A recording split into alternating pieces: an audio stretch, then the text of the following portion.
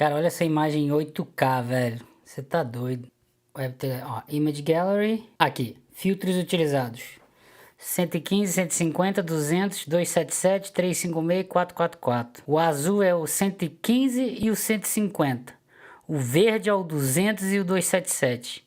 E o 356 e o 444 é o vermelho. Red, Green, Blue. Esse W, Wide, é filtro de banda larga. Olha certo, meu mouse, tá vendo isso aqui, ó? O filtro vai deixar passar a luz em comprimentos de onda dentro desse intervalo. Isso aqui, ó, é banda larga. Aí olha na minha webcam, se fosse banda estreita, aquilo ali, em vez de ser largo assim, ele fica estreito para pegar o mais centrado possível um comprimento de onda específico. Aí aqui, ó, pra gente pegar aqui a ideia, ó. Primeiro filtro foi o F115W. Quem é o F115W? Esse cara aqui, ó. Então ele botou esse filtro, James Webb deixa passar para chegar no detector, na câmera, comprimentos de onda com o centro em 1.15, e aí tem aqui o delta a variação de quanto para frente e quanto para trás. 0.225, tá vendo aqui? Para entender isso melhor, tem que estudar como funciona a fotografia. Quando você pega, por exemplo, sei lá, o celular aqui a gente abre o modo câmera e já vê uma coisa colorida aqui, né? Mas aqui dentro, depois que passa da lente ou do espelho, ele tem uma matriz chamada matriz de Bayer. Então cada pixel no detector, por exemplo, do iPhone aqui, né? Cada pixel distribuídos desta maneira aqui, alguns deles, né, desse tipo aqui, alguns deles só vai detectar o vermelho, outros o verde e o outro o azul. Aí você tem um algoritmo que junta os três e monta a imagem colorida. Se você tirar essa matriz de Bayer, o filtro de Bayer também chamado, se você tirar isso, por exemplo, da câmera aqui do iPhone, você teria uma foto preta e branca, com escalas de cinza. Então ela detectaria só a intensidade da luz. Aqui você já está fazendo um filtro em que alguns pixels vão detectar a intensidade no vermelho, alguns pixels vão identificar a intensidade no verde e outros pixels diferentes vão detectar a intensidade no azul. Depois tem uma interpolação disso daqui, que ele calcula as cores adjacentes e vai fazendo as misturas de verde, azul, vermelho e criando a imagem colorida. Só que tudo isso acontece numa fração infinitesimal, digamos, de segundo para a nossa escala humana, né? A gente só aponta e já vê tudo colorido aqui na tela, mas por trás dos panos está acontecendo isso. Na astronomia a gente remove isso daqui, porque a gente quer que todos os pixels detecte, não importa qual é o comprimento de onda, a gente quer a intensidade. Aí, em vez de você ter isso daqui, você faz o seguinte, você bota um filtro só do vermelho para todos os pixels. Você bota um outro filtro só do verde para todos os pixels. Você bota um outro filtro só do azul para todos os pixels. Sacou? Então quando você pega aqui, ó, Teledyne, James Webb, quando você pega esse carinha aqui, ó, ele tá sem essa matriz aqui. Então quando eu quero tudo que seja vermelho, vai ser cada um desses filtros aqui, ó. Então eu boto o filtro vermelho, aí aquela roda gira, aí vai no outro azul, aí vai trocando os filtros, observando o mesmo objeto. Então você vai ter a parte do vermelho, a parte do azul, a parte do verde, depois você monta os três interpolando, só que você está fazendo isso na munheca, em vez de fazer com isso daqui, entendeu? Então você aumenta a precisão, a resolução. Quando você vê uma imagem como essa daqui, ó, no fim do dia o que foi observado mesmo foi a intensidade da luz. Daí você colocou diferentes filtros. Nessa foto aqui, por exemplo, a gente viu. Olha quantos filtros foram colocados, ó. 2 azul, 2 relacionados ao verde e 2 relacionados ao vermelho. 1.15 micrômetros, 1.50 micrômetros, 2 micrômetros, 2.77, 3.56 e 4.44. Todos eles aqui é infravermelho. Só que, pela expansão do universo, tá em infravermelho agora aqui, quando chega aqui no telescópio. Mas na verdade o que a gente está observando é o ultravioleta e o visível do universo jovem. Então esse é o, digamos, a parte, básica, é o chão para entender o que está acontecendo. Então, por exemplo, quando a gente pega uma galáxia, que fala, galáxia antigaça, 350 milhões de anos após o Big Bang. O que a gente está vendo dela, redshiftado para infravermelho, o que a gente está vendo são galáxias, na verdade, que são muito brilhantes no ultravioleta e no visível. Redshiftou, chegou em infravermelho aqui pra gente, por conta da expansão do universo. Tanto por isso, se vocês pegarem artigos científicos, que é o de agora, né? Da notícia de agora aí. Tá vendo esse termo aqui? Rest frame. Pense no referencial de física, só que é um referencial parado. Esse referencial parado é basicamente você pegar o referencial e colocar no objeto, aí ele vai estar parado em relação ao próprio objeto, o referencial. É a analogia com um carro que todo mundo entende. Um carro na rua, andando 80 km por hora. Esse carro 80 km por hora, ele está 80 km por hora em relação à estrada. Então a gente está colocando a referência na estrada. Digamos, a gente botou ali um XYZ na estrada para dar origem. Então o carro está se movimentando em relação à estrada. Se você colocar esse quadro de referência dentro do carro, por exemplo, em você, e você está dentro do carro dirigindo, você está parado em relação ao carro. Vamos colocar o quadro de referência parado na galáxia. O que isso significa? Você está parado em relação à galáxia. Então o que significa com... O que isso tem a ver com as galáxias antigas que foram redshiftadas? Já dei a resposta. Que a galáxia não estaria em redshift, não estaria desviada para o vermelho. Então quando você vê Rest Frame Optical, por exemplo, você está com a galáxia em que o espectro dela não está deslocado para o infravermelho, ela está no quadro de referência parado. Não está nem Blue Shift, nem Red Shift. Prestem atenção aqui. Você está vendo que tem a legenda aqui, acerta meu mouse. Rest Wavelength, comprimento de onda. Isso aqui são deixa eu ver, 1, 2, 3, 4, são 5 galáxias aqui, 5 objetos, 5 fontes astronômicas. Que a gente não sabe ainda se é galáxia. Isso aqui é uma coisa que a gente chama de SED. Gravem essa palavra, esse termo, SED. SED. Spectral Energy Distribution. Distribuição espectral de energia. Porque você está pegando, olha aqui, de 0,5 até 5. Pelo menos aqui nesse gráfico. Olha a unidade de medida aqui em cima. Micrômetros. Aí o que vocês me dizem ao olhar sobre isso aqui, ó. Esses 5 gráficos aqui são, por exemplo, 5 galáxias diferentes. Olha como é que tá aqui, ó, 0,5 até 5 micrômetros. Isso daqui é a luz da galáxia em um intervalo de 0,5 até 5 micrômetros. E ó, olha aqui em cima, ó, 0,1, 0,2, 0,3, tá vendo aqui? Vocês percebem que esses 5 gráficos aqui parecem ter mais ou menos o mesmo padrão? Ó, aqui nessa parte do início ela tem uns negócios mais pro alto, que vai descendo aqui. Aí depois tem mais um pico e continua. Ó, repara. A de baixo aqui, tem um negócio aqui no alto, depois desce. Isso aqui é outra galáxia. Aí tem um pico aqui, depois outro pico aqui. Tá vendo? Tem um aqui, um aqui. Compensa no mouse, ó. No terceiro, tem uns negócios aqui no início, depois parece que desce. Só repara que tá um pouco diferente esse daqui dos outros dois. Mas enfim, aí continua, piriripororó, aí tem uma subida aqui, tem uma subida aqui. O próximo também tem mais ou menos o mesmo padrão, tá vendo? Mais para a esquerda aqui nós estamos em comprimentos de ondas mais curtos.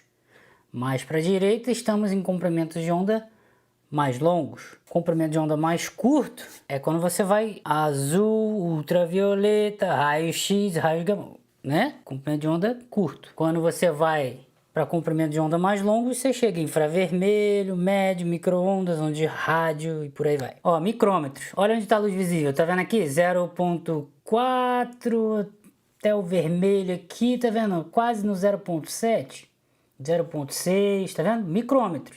Do 0,7 até 1,5, ó, infravermelho próximo. Vamos pegar aqui no Google, ó, uma outra galáxia. Não tem nada a ver com James Webb. Tá vendo aqui? Mais ou menos o mesmo padrão. Tá vendo essa queda aqui, ó? Aqui, ó. Até meu mouse, a queda. Vamos voltar para astrofísica estelar. Esquece galáxia. Quais são as estrelas que mais emitem luz? Que são as mais brilhantes, vocês sabem? Em astrofísica estelar, são as estrelas de alta massa. São as estrelas massivas, do tipo OB. É outra coisa, esquece galáxia por enquanto. As estrelas mais brilhantes são essas daqui. Isso aqui é uma coisa chamada sequência principal. Então, ó, 10 vezes a massa do Sol, 30 vezes a massa do Sol, 60 vezes a massa do Sol. Essas estrelas são muito brilhantes. Muito mais brilhantes do que essas daqui, anãs vermelhas, ou o nosso Sol que está aqui. Só que a gente precisa de uma quantidade matemática. É necessário falar isso. Senão vocês não vão ter noção do quanto... Você poderia perguntar, Raia, mas quanto mais isso daqui é brilhante em relação às outras? Essas estrelas do tipo OB são as mais brilhantes. Só que uma estrela O aqui é muito mais luminosa do que uma estrela aqui. Olha o que acontece com a luminosidade quando eu subo um pouquinho aqui, ó. Ó aqui, ó, 10 elevado a 6, ó, quando eu chego lá em 60 massas solares. Ó como é que muda a luminosidade. 1 para 10, para 100, para 1000. Voltando aqui. O que que significa, olhando para esse gráfico aqui, o que que significa você ter uma intensidade dos comprimentos de onda da luz? Aqui eu estou na luz com comprimento de onda mais curto. Então eu estou lá pro azul, violeta, ultravioleta. O que que significa eu ter essa intensidade alta aqui? Que eu tenho muitas estrelas emitindo azul e ultravioleta. Quais são as estrelas que emitem ultravioleta fortíssimo? São as estrelas de alta massa. Tem muita massa. E tem aquela forte ultravioleta. Eu estou pegando a luz da galáxia. E a intensidade no azul ultravioleta está alto em relação ao resto. O que que significa? Tem muitas estrelas azuis, massivas, gigantes. Mas também tem outras estrelas de mais baixa massa que emitem mais no verde, ou melhor, que não emitem muito aqui no ultravioleta. Olha o que acontece quando você vê diferentes regiões, diferentes gráficos de espectros de diferentes pontos no céu, que a gente está supondo que seja a galáxia, né? Olha o que acontece quando você vê diferentes dessas estrelas azuis, massivas, emitindo muito ultravioleta. Em todas elas, tá vendo? Você vê isso daqui, ó, bastante. Lembrando que isso daqui chega pra gente no infravermelho. A gente corrige e isso vai para ultravioleta. Mas repara que talvez você diria que essa terceira fonte aqui parece ter menos intensidade de luz ultravioleta, violeta, azul. Vou chamar só ultravioleta, tá?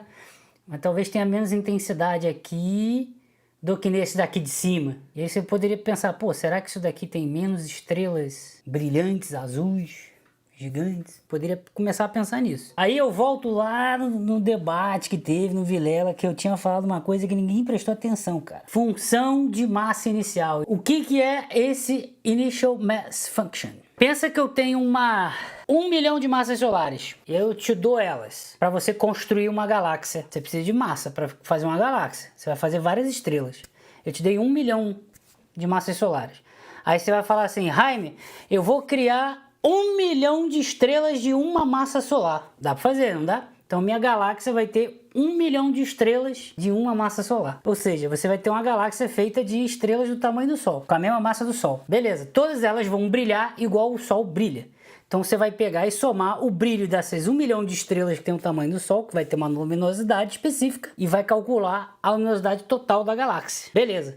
Só que aí outra pessoa vai falar, não, eu vou desse 1 milhão, só tem 1 milhão, continua com a mesma massa, 1 milhão, eu quero 100 mil estrelas com 10 massas solares. Essa outra galáxia com 100 mil estrelas de 10 massas solares, ela vai ser muito mais luminosa. Mas a massa é a mesma, a massa total da galáxia é a mesma. A massa total estelar. Vamos voltar no gráfico lá de novo. Então vocês concordam comigo que a gente poderia pensar que, embora, por exemplo, essa galáxia e essa galáxia aqui podem ter a mesma massa. Mas uma, por estar emitindo muito mais forte no ultravioleta do que nessa daqui, a gente poderia pensar que aqui tem mais estrelas gigantes luminosas do que essa galáxia aqui, embora as duas possam ter a mesma massa. Agora vamos para outra coisa. As primeiras estrelas do universo, hipotéticas ainda, porque não confirmamos, mas as primeiras estrelas do universo, por teoria física, usando física, elas podem ser muito massivas, da ordem de 100 vezes a massa do Sol. Só que para elas serem muito massivas, elas precisam ter baixa ou quase nenhuma, ou negligenciável, ou zero metalicidade.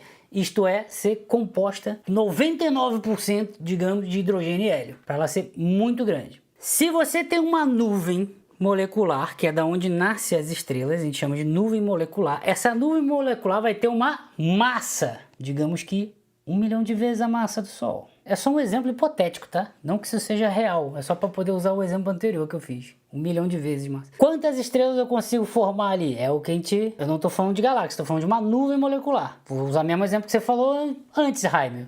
1 milhão de estrelas com uma massa solar, ou 100 mil estrelas com 10 massas solares. Porém, você tem outras variáveis em equações de estado em termodinâmica que vai restringir essas tentativas que a gente deixou livre. Eu arbitrariamente falei 1 milhão de estrelas com uma massa solar, ou 100 mil estrelas com 10 massas solares, mas existem limites para isso. Uma coisa que limita isso é a metalicidade. Se a nuvem molecular estiver muito rica em metais mais pesados que hidrogênio e hélio, isso altera o quanto que o gás pode esfriar. E a temperatura desse gás, da nuvem molecular, influencia na quantidade de estrelas que podem ser formadas e o tamanho das estrelas que podem ser formadas.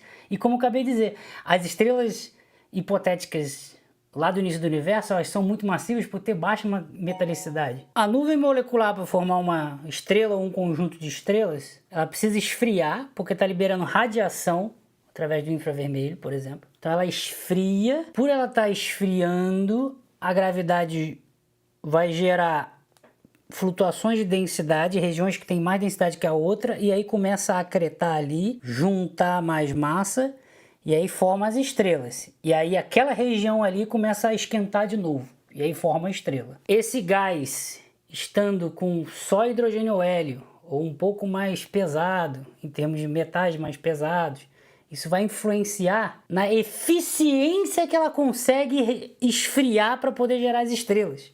Então vai influenciar no quanto essas flutuações de densidade vão poder fazer estrelas muito grandes em termos, entendeu, de massa, ou estrelas muito pequenas. A metalicidade influencia no tamanho da estrela que você pode fazer. Ou seja, na hora de você montar a sua função de massa inicial, vai existir um limite máximo de quantas estrelas de baixa massa podem ser formadas e quantas estrelas de alta massa podem ser formadas.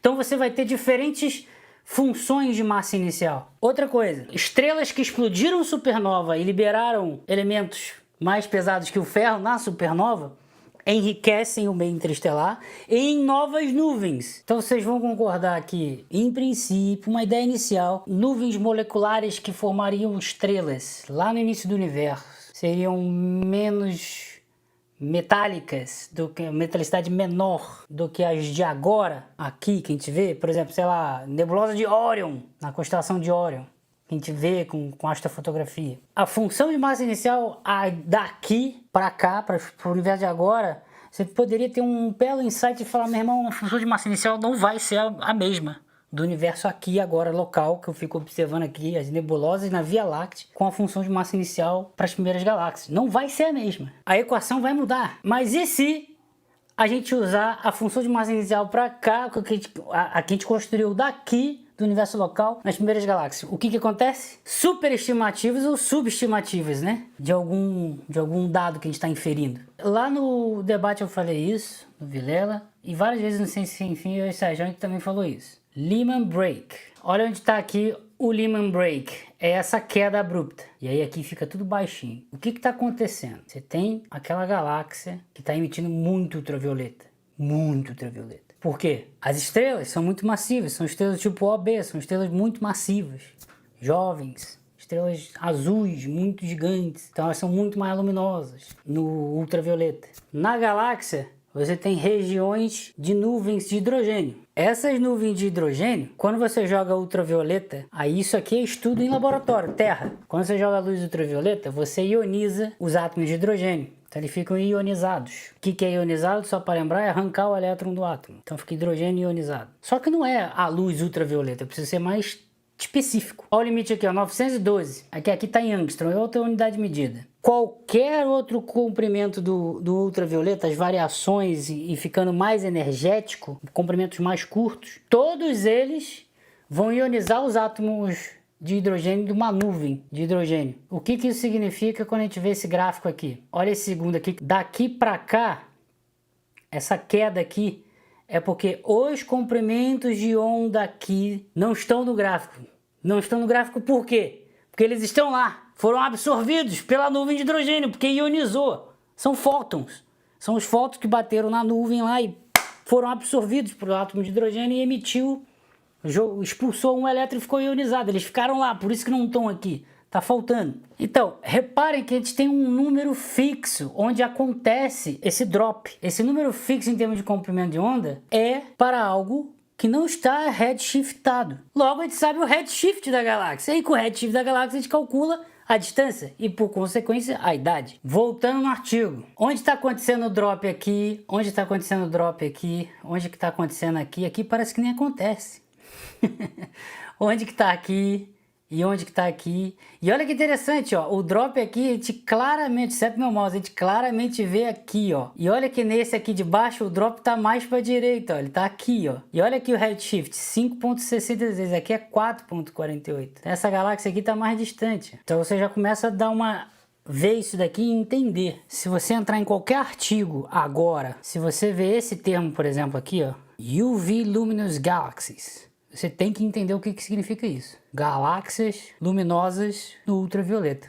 Ultraviolet. É justamente o que tá aqui, ó. Chegou na parte do UV, o bagulho é alto. Falar assim desse jeito que fica mais fácil, todo mundo entender. Isso que se chama UV Luminous. Lembrando que isso não é brilho. Brilho é o que a gente tá vendo daqui. Por exemplo, em galáxia, brilho superficial é o que a gente tá vendo daqui. E aí esse brilho varia com a distância. Eu tô falando de luminosidade, que é uma característica intrínseca. Esse ultravioleta das estrelas de alta massa, estrelas do tipo O, B, que a gente olhou lá no diagrama HR e tal, luminosidade alta. Se esses fótons encontrarem poeira, que a gente chama de poeira galáctica, poeira da galáxia, aquece a poeira absorve e reemite infravermelho. O que isso significa quando a gente observa um espectro? A parte do infravermelho vai subir e a parte do ultravioleta vai dar uma descida. Não estou falando que está acontecendo isso no gráfico aqui não, estou só fazendo isso com o mouse para vocês entenderem. Tipo, atenuou aqui o ultravioleta e subiu um pouco a outra parte do infravermelho. Galáxias com núcleo ativo, AGN. O que é uma galáxia com núcleo ativo?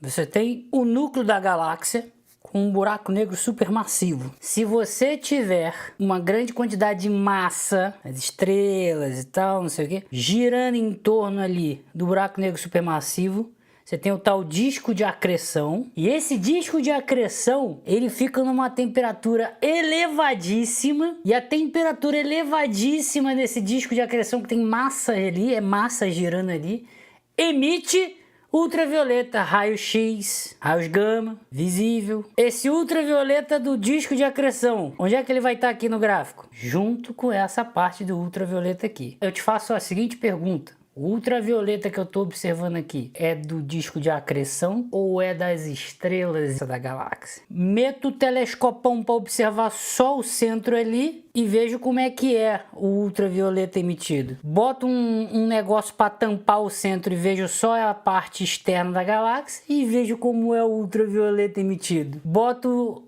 o telescópio para observar só essa parte mais escura da poeira e vejo como é o infravermelho emitido. E aí eu tenho vários espectros separados do centro da galáxia, do bojo, da região central, da galáxia inteira como um todo. Como é que eu faço isso com essas galáxias aqui?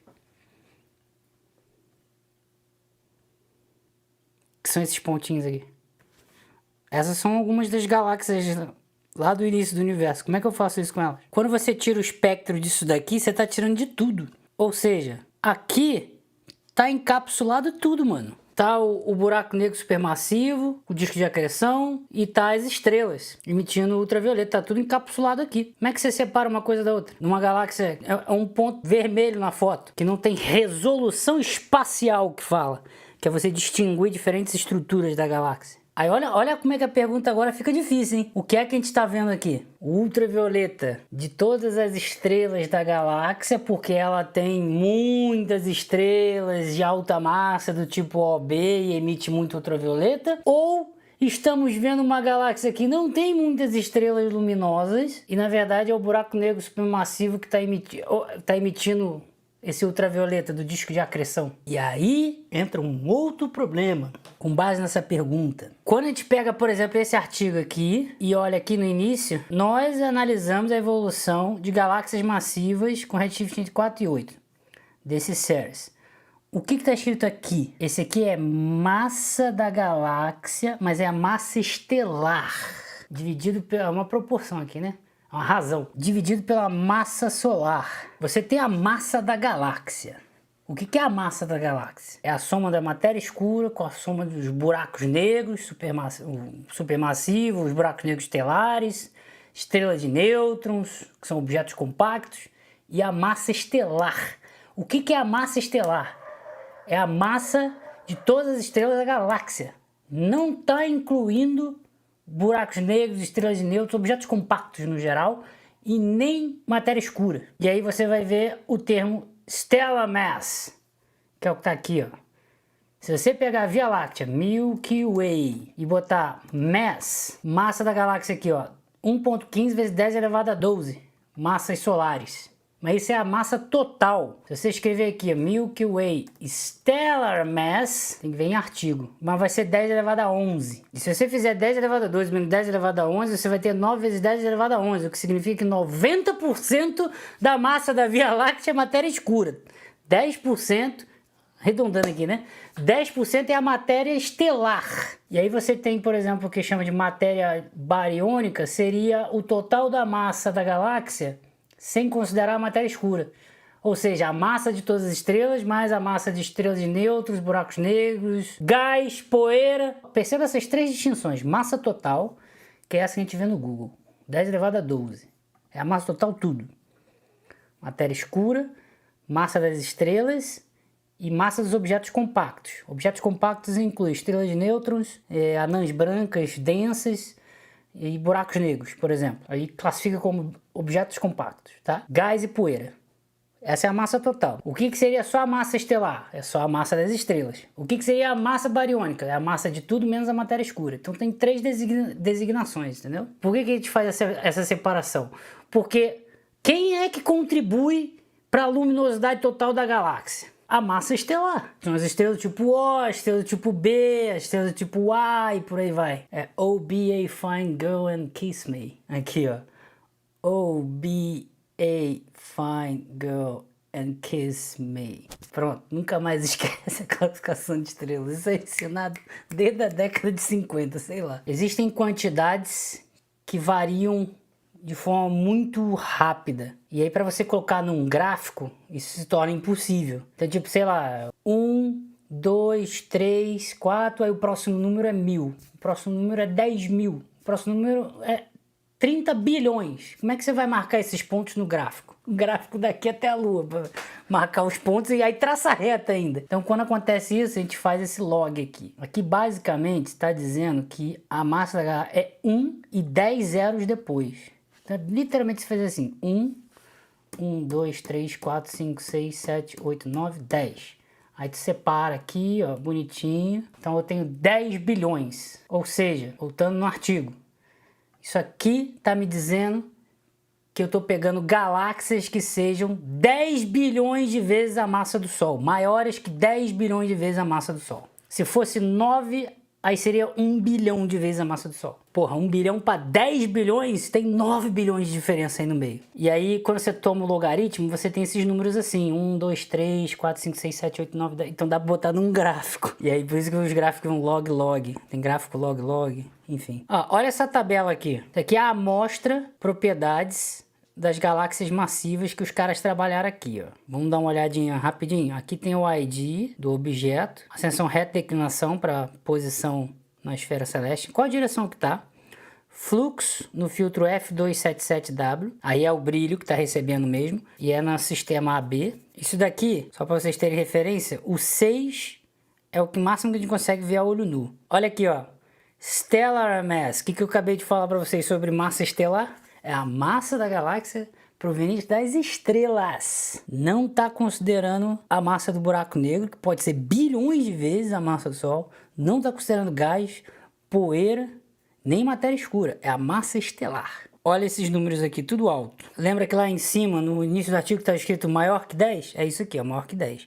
Então, todas essas galáxias aqui são pelo menos, nessa seleção, pelo menos 10 bilhões de vezes a massa do Sol. Essa aqui, ó, é o Z, é o redshift fotométrico, feito pela fotometria. E tem o redshift pela espectroscopia. Olha esses redshifts aqui. O maior que tem aqui tá, sei lá, achei um aqui 7.43 e 7.13. Quando você pega esses redshifts tipo 4, 5, isso é 1.2 bilhão de anos após o Big Bang, tá? Aí vem uma coisa que eu falei lá no debate da época, velho. Ninguém presta atenção. Galera lá, né? Por causa da zoeira também vai. E os outros lá se fazem desentendido. Densidade é igual a massa sobre o volume.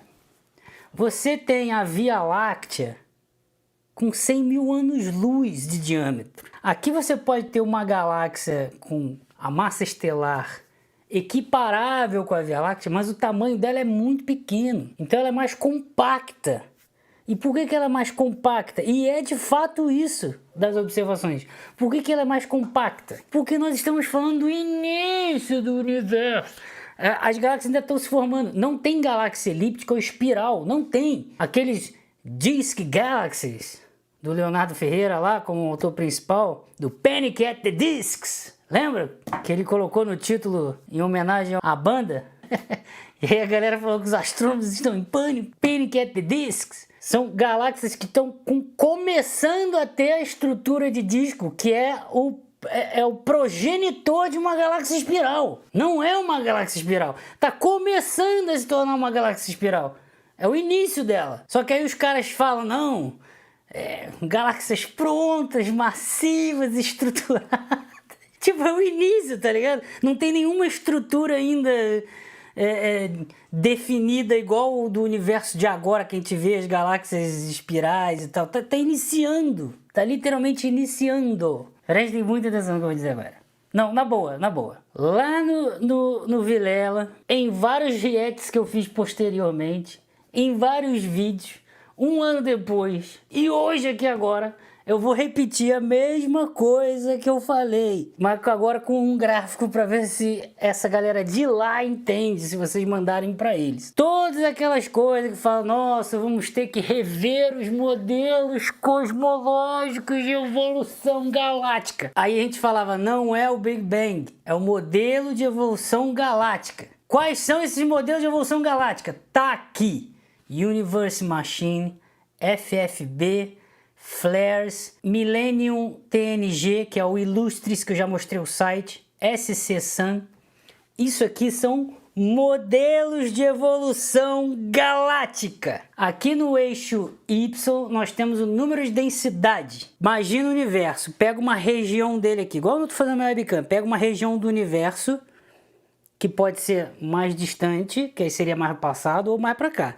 Pega uma região do universo e literalmente conta quantas galáxias tem nesse volume que você pegou, com massa acima de log de massa, que eu acabei de explicar, né? Com massas de 10 bilhões de vezes a massa solar. E aqui é o redshift. Então, no eixo X aqui, o redshift, conforme a gente vai chegando para o 8, que são as galáxias mais distantes, 350 milhões de anos após o Big Bang, 500 milhões de anos após o Big Bang, 700 milhões de anos após o Big Bang, por aí vai, tá? Vai aumentando conforme vai aumentando o redshift. Qual é o número de densidade de galáxias por megaparsec tá ao cubo, porque é volume. O que os modelos dizem? Preste atenção nas legendas. Todos os modelos, pelo menos esses 5, tem 5 modelos aqui de evolução de galáxias. 5 modelos concordam, olha que acerta meu mouse, concordam até mais ou menos aqui o redshift, ó. Vamos botar 5. Até mais ou menos o redshift 5, ó. Todos eles estão juntinhos aqui, ó. Todos os modelos concordam. 5 é 1.2, se não me falha a memória. Depois jogue na calculadora aí no Google, mas 1.2 bilhão de anos após o Big Bang. Todos eles concordam. Quando o redshift aumenta aqui do 5 para frente, olha como é que vai divergindo. O modelo FFB vai para cá, o Universe Machine vai para cá, o Flares ele desce para cá. E essa linha preta aqui, ó, com esses círculos, são as galáxias analisadas pelo James Webb, que está aqui nesse trabalho aqui, ó. Ó para onde vai a massa dessas galáxias. E aí quando fala, vamos ter que rever todos os nossos modelos cosmológicos de evolução galáctica, é porque, cara, olha isso aqui, mano. O amarelo tá indo mais para cima, os outros 3 estão divergindo, estão indo mais para baixo, e nenhum deles está concordando com a massa que tá ali de fato. Onde é que tem Big Bang aqui? Isso não é Big Bang. Pode pegar cada um desses negócios aqui, ó, MTNG, Flares, só você escrever no Google, ó, Flares Galaxy Evolution, GitHub, tá lá, ó. Tadã! Modelo de evolução galáctica. Tem aqui galera que trabalha e tudo mais. O outro que eu mostrei na outra live, Illustris. Modelo de evolução galáctica. Isso não tem nada a ver com Big Bang, cara. Isso não é o Big Bang. Agora, o artigo diz o seguinte: ou os modelos de evolução galáctica têm alguma coisa errada, ou você precisa ajustar a eficiência de converter matéria bariônica em galáxia, nas estrelas ali, que vem do lambda CDM, que é um dos modelos do Big Bang, porque tem outros. Tem o DDM, já falei isso para vocês, né? O lambda CDM é uma coisa que chama de Concordance Model, porque todo mundo concorda. Mas você tem DDM, que seria Decayed Dark Matter. Decaying Warm Dark Matter revisitado. Só que o que mais explica tudo, que é o que todo mundo concorda, é o Concordance Model, que é o lambda CDM. Tem uma coisa chamada feedbacks, que a gente fala aqui. É um termo técnico. Por exemplo, a nuvem de gás na galáxia, ela tem que estar fria para gerar uma estrela. Ela tem que esfriar, vai emitindo radiação, ela vai esfriando, e aí você vai ter regiões de flutuação de densidade maior, e ali vai gerando, vai acumulando mais matéria pela gravidade, e ali naquele ponto começa a esquentar e formar a estrela por fusão nuclear. Mas a nuvem, ela precisa ir esfriando, justamente para contrair.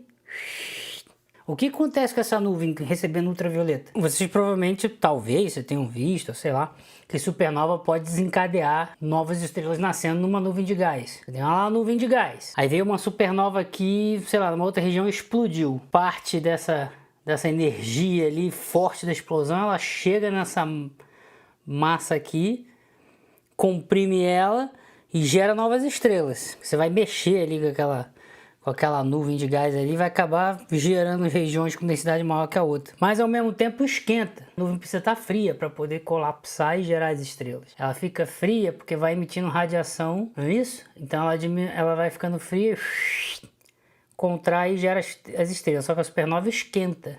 Estrelas muito luminosas emitindo ultravioleta mantém regiões de nuvens quentes, de tal maneira que ela não consegue esfriar o suficiente para gerar estrela. Mas é diferente de uma supernova, que além de esquentar, ela ainda tem essa energia forte, essas ondas de compressão que chega ali e mexe na nuvem, na geometria dela, né? Meio que pode pensar como amassar, sabe? Algo assim nesse sentido. Tem que levar todas essas variáveis em conta na hora de pensar na cabeça, tipo... Uma galáxia com baixa metalicidade lá no início do universo, quantas estrelas estão explodindo supernova e mexendo nas nuvens em volta para gerar tantas estrelas, e quantas estrelas que são geradas estão sendo muito luminosas e impedindo que outras nuvens se esfriem para gerar mais estrelas, e tudo isso você tem que ir, o buraco negro supermassivo, né? Você tem que pensar em todas essas variáveis para poder montar mais ou menos o esquema de como é que está acontecendo ali. Agora, tentem imaginar uma equação que fique contrabalanceando, equilibrando isso. Numa galáxia, você tem ali uma distribuição você tem uma função de massa inicial, 1 milhão de massas solares, lembra que eu falei? Como exemplo aqui. E aí você tem várias nuvens ali, distribuídas vão formar uma galáxia. Aí algumas nuvens geraram estrelas massivas e que duram menos tempo de vida e explodem em supernova. Só que essas nuvens geraram as estrelas e tem outras que ainda não geraram, mas vão gerar depois. Então talvez o processo para formar novas estrelas seja mais demorado. Ou talvez não influencie tanto. Agora, o quão eficiente é isso? Esse é um parâmetro. E esse é um parâmetro para fazer diversas coisas, cara.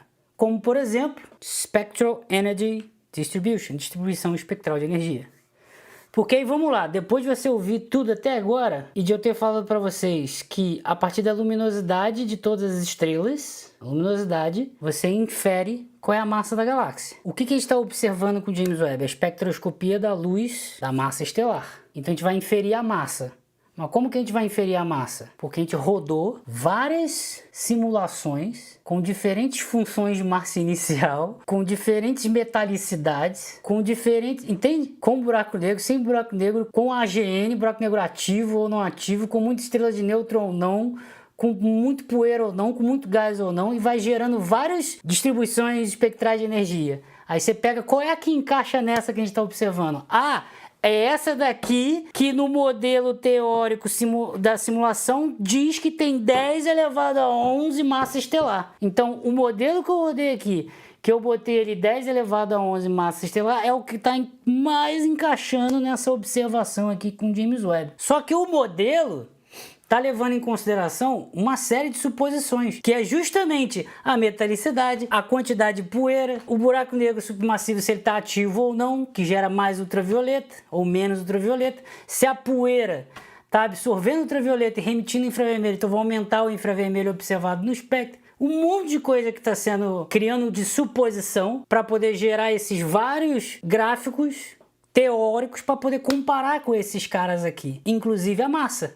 E aí quando você pega a IMF, é justamente o que os caras testam aqui também. Esse aqui é o clássico, Salpeter, 1955, Scarlo e Miller, 1979, Krupp e Boyle, 2002, Chabrier, 2003. Diferentes modelagens físico-matemáticas para o que é função de massa inicial, que é o que eu expliquei antes. E aí são diferentes autores fazendo esse tipo de... E tá aqui a referência, é só você clicar aqui e buscar o artigo. E aí você vai ver que muda. E os próprios autores desse artigo aqui, todos eles falam, mano... E é a mesma coisa que eu falei lá no debate, cara. Não é porque eu sei mais, não, velho. É porque eu já li outros artigos falando isso, entendeu? Antes mesmo daquele debate lá aquele circo lá no Vilela. O IMF do início do universo lá para aquelas primeiras galáxias vai ser diferente do IMF que a gente usa aqui agora, no universo tardio que chama. E até esse ponto do vídeo acho que vocês já entendem.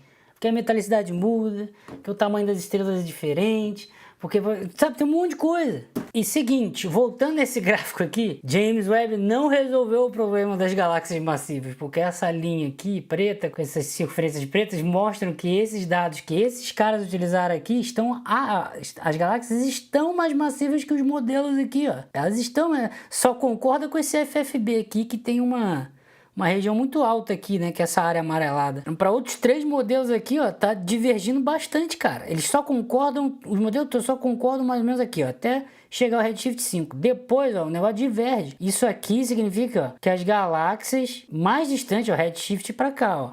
Então, eu aumentei o redshift, as galáxias que eu estou observando estão mais massivas que os modelos estão demonstrando. Só tá menos agora, um pouquinho menos. Essa linha aqui tava um pouco mais pro alto. Entendeu? Agora tá um pouco mais... Mas ainda assim, ainda tá...